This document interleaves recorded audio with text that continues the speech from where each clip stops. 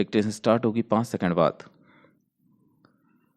अध्यक्ष महोदय, पिछले दिनों उपराष्ट्रपति महोदय ने केंद्रीय कृषि मंत्री की उपस्थिति में प्रधानमंत्री किसान सम्मान निधि में बदलाव करने के साथ किसानों की समस्याओं के समाधान के लिए उनसे वार्ता की भी जरूरत जताई।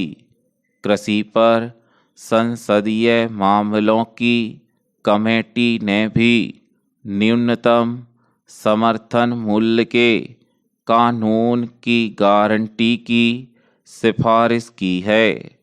संसद के पटल पर रखी गई इस रिपोर्ट में प्रधानमंत्री किसान सम्मान राशि को भी 6,000 से बढ़ाकर 12,000 रुपये करने की भी सिफारिश है।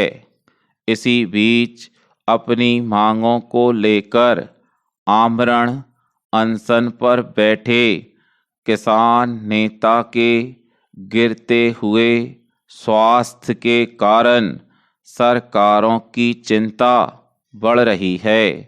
2020 में मोदी सरकार द्वारा 3 कृषि कानून लाने और फिर इन्हें खत्म करने के बाद भी किसान आंदोलन खत्म होने का नाम नहीं ले रहा है।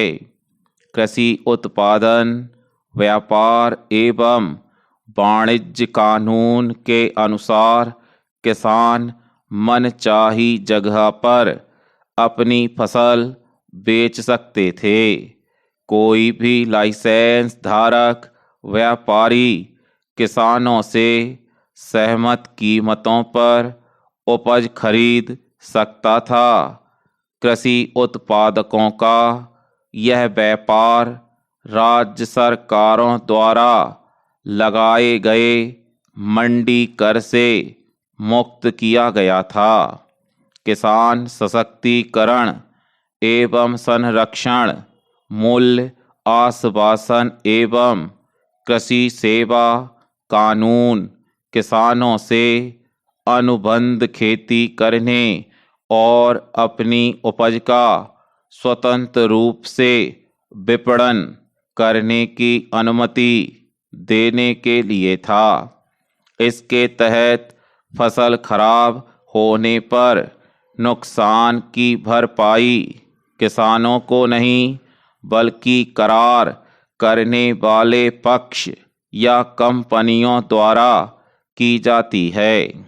आवश्यक वस्तु संशोधन कानून के तहत असाधारण स्थितियों को छोड़कर व्यापार के लिए खाद्यान्न, दाल, खाद्य तेल और प्याज जैसी वस्तुओं से स्टॉक सीमा हटा ली गई थी।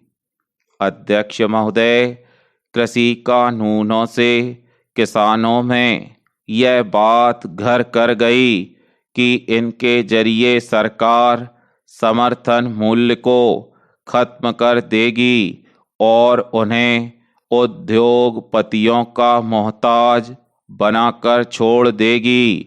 जबकि सरकार का तर्क था कि इन कानूनों के जरिए कृषि के क्षेत्र में नए निवेश के अवसर पैदा होंगे और किसानों की आमदनी 2 गुनी बढ़ेगी। कृषि संकट एक वैश्विक घटना है।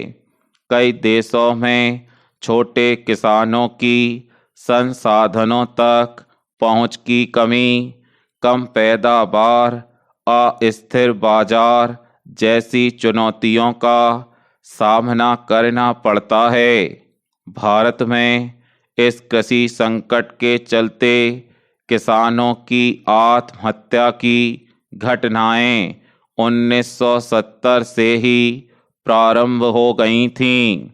राष्ट्रीय अपराध रिकॉर्ड ब्यूरो के अनुसार 1995 से 2014 के बीच 3 लाख किसानों ने आत्महत्या की। 2014 से 2022 के बीच 9 वर्षों में यह संख्या 10,047 थी।